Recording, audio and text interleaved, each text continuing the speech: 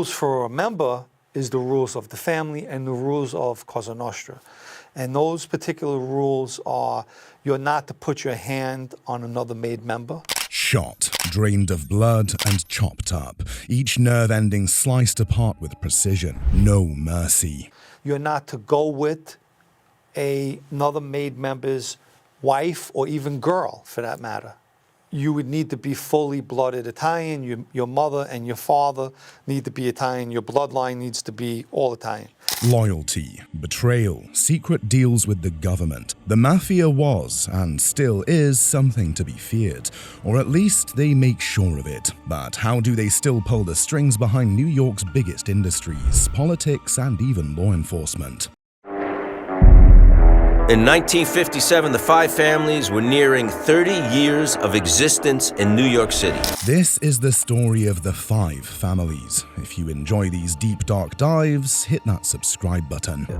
Was in the midst of its own period of change. Two men, both powerful and ruthless, were about to tear the mafia apart from the inside. On one side, Giuseppe Joe the Boss Maciera, and on the other, Salvatore Maranzano. Back in the 1920s, if you controlled the mafia, you controlled New York. Gambling, bootlegging, loan sharking, and rackets. Maciera had it all. He ruled with an iron fist, surrounding himself with killers and masterminds. Lucky Luciano, Albert Mad Hatter Anastasia, Vito Genovese, and Frank Costello. Names that would one day shake the very core of organized crime. The no drug dealing rule applies to all the five families, but all the five families have drug dealing activities going on in it. Lines were drawn. Maceria's faction, the old-school traditionalist Mustache Pete's, believed in strict Sicilian bloodlines and refused to do business with outsiders. They were stuck in the past. But a new breed of gangsters was rising, the Young Turks. They didn't care about old traditions. They wanted money, power, and influence. Leading this younger, sharper generation was Charles Lucky Luciano. The constant bloodshed, the hijackings, and the revenge killings weren't making money, but headlines. And so he made a decision. On April 15, 1931, in the Nuova Villa Tamaro, Coney Island, Maceria sat at a table, playing cards, surrounded by men he thought were loyal. Across from him, Luciano dealt the hand, but the real game was survival. Luciano excused himself and walked toward the restroom. A few seconds of silence. How you doing, boy? Oh, Benyo. What's the matter? All right, I make you feel the dog.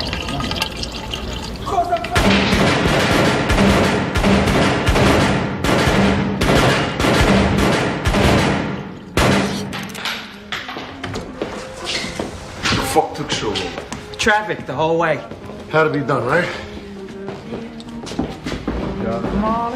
Maceria's body slumped forward, blood pooling over the cards. The gunmen, Anastasia, Genovese, Adonis, Siegel. And just like that, the war was over. With Maceria dead, Maranzano was the last man standing. He reorganized the entire mafia structure in New York. He divided the city into five families, each with its boss, underboss, consigliere, and captain. He sat at the very top, the boss of bosses. Luciano had helped him win, but Maranzano was no fool. He saw the ambition in Luciano's eyes, and ambition is a dangerous thing in the mafia. So the question is, how long could Maranzano sit on his throne before Luciano came for him next? Of each of the families, those five families, and they would basically make decisions on anything that went on between them. The five families were formed. New York was now an empire, and at its throne sat Salvatore Maranzano, the self-proclaimed capo di tutti I capi. Maranzano was a different kind of ruler. At first, Luciano seemed to go along with it. Maranzano thought he was in control, but he wasn't. September 10th, 1931, 230 Park Avenue, Manhattan. Maranzano's office was a fortress. He called for a meeting, summoning Luciano, Vito Genovese, and Frank Costello. It wasn't actually a meeting, it was an execution plan. Maranzano had hired an Irish hitman, Vincent Mad Dog Cole, to kill Luciano. But plans in the Mafia rarely stay secret. Tommy Luchese, a trusted lieutenant, caught wind of it. He whispered a warning in Luciano's ear. Luciano didn't wait and struck first. That afternoon, 4 men walked into Maranzano's office, all wearing clean-cut suits and hats. Federal agents, they thought. A raid. The guards hesitated, and that was their mistake.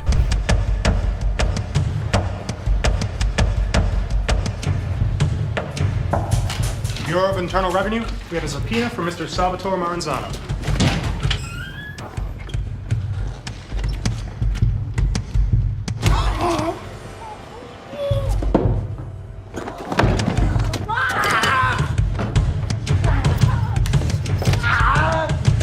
The moment they were disarmed, the agents turned into butchers. Maranzano never stood a chance. Blood pooled over his desk, and just like that, the boss was officially dead. With Maranzano gone, Luciano stood at the top, but instead of taking the title for himself, he abolished it. No more boss of bosses. Instead, he created the Commission, a council of the most powerful bosses in the country. 7 men, 7 families, 7 rulers of the underworld. The 5 families of New York, Lucky Luciano, Vincent Mangano, Tommy Galliano, Joseph Bonanno, and Joe Profacci. Then Al Capone and Stefano Magaddino beyond New York. The 5 families now controlled the city, the money, the power, but the real question was, how long could they keep it? The Bonanno family. At just 26 years old, Joseph Bonanno was handed the keys to an empire. Bonanno took control of most of Maranzano's rackets. Unlike Luciano and the others, Bonanno was a traditionalist. He clung to the old Sicilian ways. It was a tightly controlled Sicilian fortress. Bonanno made sure only men from Castellammare del Golfo, Sicily, could join. Blood ties mattered more than anything. Society he had created. I am not ashamed of who I am or what I am. I've accepted the life that was handed to me, and I've tried to do the best that I can. But the Godfather and For decades, it worked. The Bonannos and the Profaccis had a strong alliance, cemented when Bonanno's son, Salvatore Bill Bonanno, married Joe Profacci's niece in 1956. But as always in the Mafia, stability is just an illusion. In 1962, Joe Profacci died. With him, the balance of power shifted. A new alliance emerged, Tommy Luchese and Carlo Gambini. They saw Bonanno as a threat because Bonanno wasn't around. the tightly knit Castellammare were becoming too independent for the power-hungry Masseria.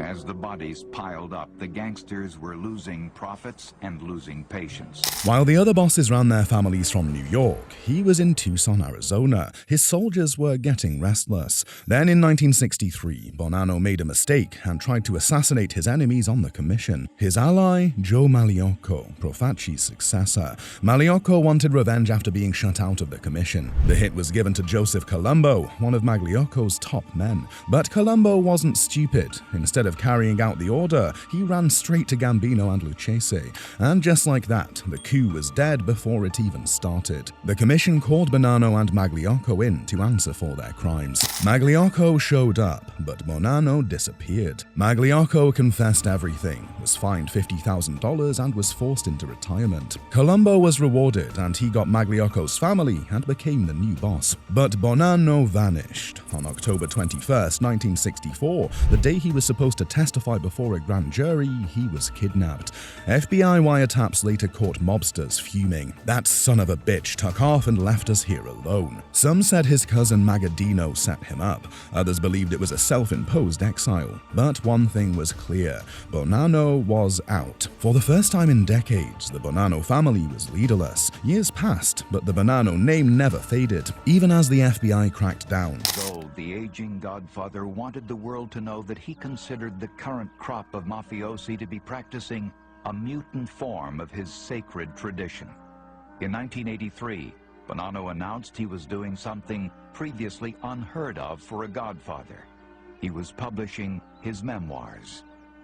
The only passion. Even as rival bosses fell, the family endured. And as the Bonannos adapted to the modern world, so did their rivals. If Bonanno was the last of the old school bosses, Carlo Gambino was the blueprint for the future. The Gambino family. When Luciano created the 5 families, one of those families became the most powerful and infamous of them all, the Gambino crime family. But before it was known as the Gambino family, it was the Mangano family, run by Vincent Mangano. His secret weapon was murdering a group of ruthless hitmen led by his own underboss, Albert Anastasia, also known as the Lord High Executioner. For years, Mangano and Anastasia tolerated each other. Mangano hated Anastasia's close ties with mobsters outside their family. In 1951, the power struggle ended in blood. Mangano vanished without a trace, while his brother Philip Mangano was found dead. No one was ever arrested. With the Mangano brothers out of the picture, Anastasia took control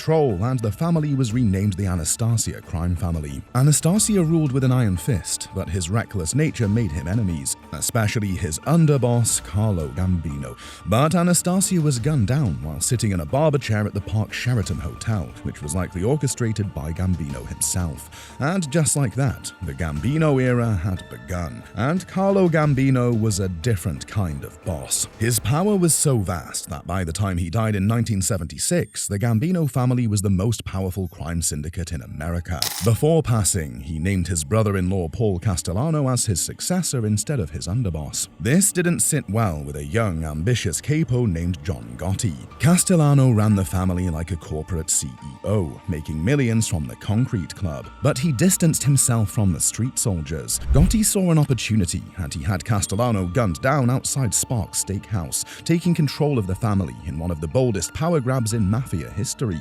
Gotti was flashy, arrogant, and media-obsessed. But it got the worst out of him, and he betrayed his right-hand man, Salvatore Sammy the Bull Gravano. Sammy had no option but to flip, becoming the highest-ranking mobster to turn government witness. His testimony brought down Gotti and most of the Gambino leadership in 1992. Over the years, the Gambinos saw a decline in power, but they never disappeared. The most recent boss, Frank Carli, was assassinated outside his Staten Island home in 2019. Proof that even in the 21st century, the Mafia's deadly politics never change. While the Gambinos stole the spotlight with their high-profile murders and flashy bosses, the Genovese family mastered the art of secrecy, making them the most elusive and dangerous Mafia family of them all. The Genovese family. They called him the Odd Father, a lunatic, Vincent Gigante. After years of bloody wars, betrayals, and power plays, the Genovese crime family had evolved into the most disciplined and secretive of the 5 families. They played the long game, and no one played it better than Gigante. By the 1980s, the FBI was tightening the noose on the Mafia, using wiretaps and surveillance to bring down the bosses. They're very intelligent, very sophisticated, and if they get it, they know. Masterstroke. For decades, Gigante fooled law enforcement with his elaborate act. Gigante shuffle, but he would dress down in sometimes pajamas, always a tattered bathrobe. He wandered the streets in his pajamas, muttering to himself, convincing doctors, courts, and even his men that he was mentally unfit to run a crime family. Gigante epitomized that. Chin Gigante was the boss of the Genovese family for a number of years. And what his MO was to play insane. He was crazy. They ain't gonna answer you. You don't understand. His doctors say the man in pajamas is mentally ill. Not a godfather, but a man with the mind of a child. Behind closed doors, the real Gigante was a ruthless strategist. He enforced the Mafia's most sacred rule, Omerta, the code of silence. And those who broke it, they disappeared. The Genovese family had a saying, "You never hear about us, but you always feel us."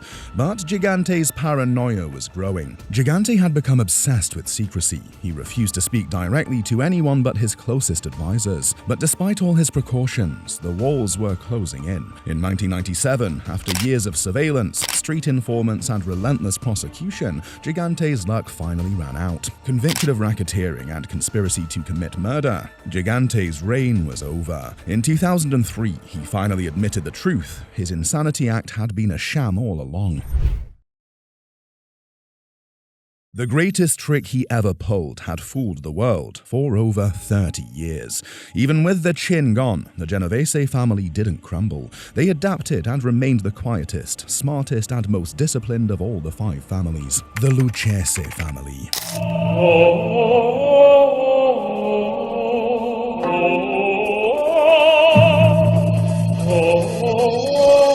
In the early 1920s, Gaetano Reina controlled a tight operation, but in 1930, Joe Masseria decided Reina had to go, and he was shot in the back of the head while walking to his mistress's apartment. But out of the blood and betrayal rose a new leader, one who would take the family to heights no one could imagine: Tommy Galliano. Under his leadership, the Galliano crime family grew quietly, stretching its fingers into Manhattan, New Jersey, and the Bronx. And when he died in 1951, he left behind a dynasty ready to explode. Doors, Italian handmade shoes, big beautiful cars, women, kids like Luchese, they wanted to hang around. Because what did they see? And that explosion had a name: Tommy Luchese, the underboss. With a grip on the garment industry, labor unions, and illegal gambling, Luchese turned the family into one of the most powerful in New York, and his closest ally, Carlo Gambino. Luchese opposed drug trafficking as it left the family too exposed to scrutiny on the streets. Others, unable to ignore the enormous profits, embraced it. All took their share of the profits from the illegal trade. Together they ruled the underworld, but power is fleeting, and in 1967, after a battle with a brain tumor, Luchese was gone. And then came the storm. Victor Amuso, Anthony Casso, 2 names that would become synonymous with terror. Amuso took the throne, and he brought hell with him. With Casso by his side, the Luchese family went from one of the most stable to one of the most feared. Casso owned the NYPD. Detectives Louis Eppolito and Stephen Caracappa were hitmen with badges. But paranoia is a funny thing. It makes even kings fall. In 1991, he was arrested and sentenced to life. Suddenly, the family was in freefall. Half of their members were dead or in prison. Even Casso, the feared underboss, turned informant. And for the first time in history, a boss of a New York crime family testified against the mafia. Alphonse Dargo, the first boss turned informant. A Luchese boss breaking omerta, spilling secrets that led to dozens of arrests. The family was shattered, but even from prison, Amuso still pulled the strings. The Luchese family never disappeared. They went back to the shadows, back to the days of Galliano.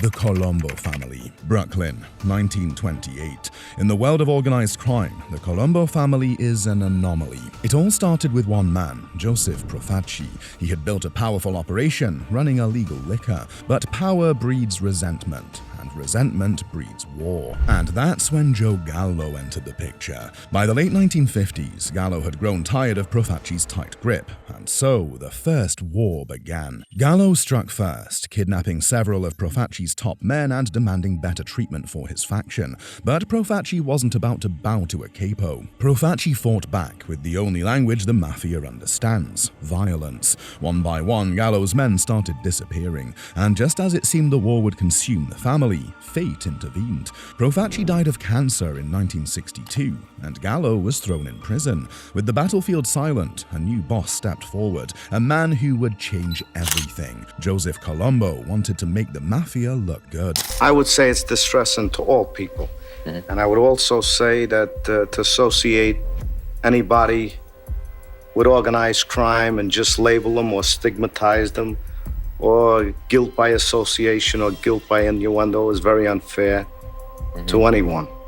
He formed the Italian-American Civil Rights League, standing up against the FBI and calling for an end to discrimination. He made the mafia sound like a brotherhood, not a criminal empire. My name is Joe Colombo. I should be treated the same as anybody else. And then in 1971, he paid the price for it. A lone gunman shot Colombo in the head, leaving him in a coma. Some say it was the FBI. Others say it was the mafia itself, because no real mob boss puts himself in the spotlight. And just like that, the second war began. Gallo was back, and he wanted what was his. But Carmine Persico, one of Colombo's top men, had other plans. The two factions went to war, and in 1972, Gallo met his end. Persico won, Gallo was gone, and his crew was sent to work under the Genovese family. For the next 15 years, the Colombo family enjoyed something it had rarely known: peace. Under Carmine Persico, they thrived, but in the Mafia, peace never lasts. A new decade dawns, 1991. Persico was behind bars, serving a life sentence, but even from a prison cell, he refused to let go of his crown. One man disagreed: Victor Orena. Orena was supposed to be a stand-in boss, a man who could hold the seat until Persico's son was ready to take over, but Orena wanted the throne. And so began the third and bloodiest war in the Colombo family's history. The Colombo family split in two, Orena's men versus Persico's loyalists. The streets of New York ran red as both sides fought for control. For 2 years, it was an all-out war. By the time it was over in 1993, Victor Orena was behind bars. Persico had won again. Persico ruled until the day he died in 2019, but his family was never the same. Decimated by war, the Colombo family struggled to rebuild, and just as they tried to rise, the government struck again. One by one, the Colombo's family's top men fell, and by 2011, the once mighty organization was barely holding on. They say the Colombo family is the weakest of the 5 families, a shell of what it once was. Today, the 5 families are far from extinct. They forged deep connections with international crime syndicates like the Mexican and Colombian cartels, and Italy's 'Ndrangheta, tapping into lucrative drug trades and money laundering networks. Their presence isn't always seen, but it's felt. Their power is quieter, but no less real. But what do you think? Is the Mafia truly fading, or have they just mastered the art of staying hidden in plain sight? Drop your thoughts in the comments below and explore more untold stories from the criminal underworld. Hit subscribe and stay connected. Power never truly fades.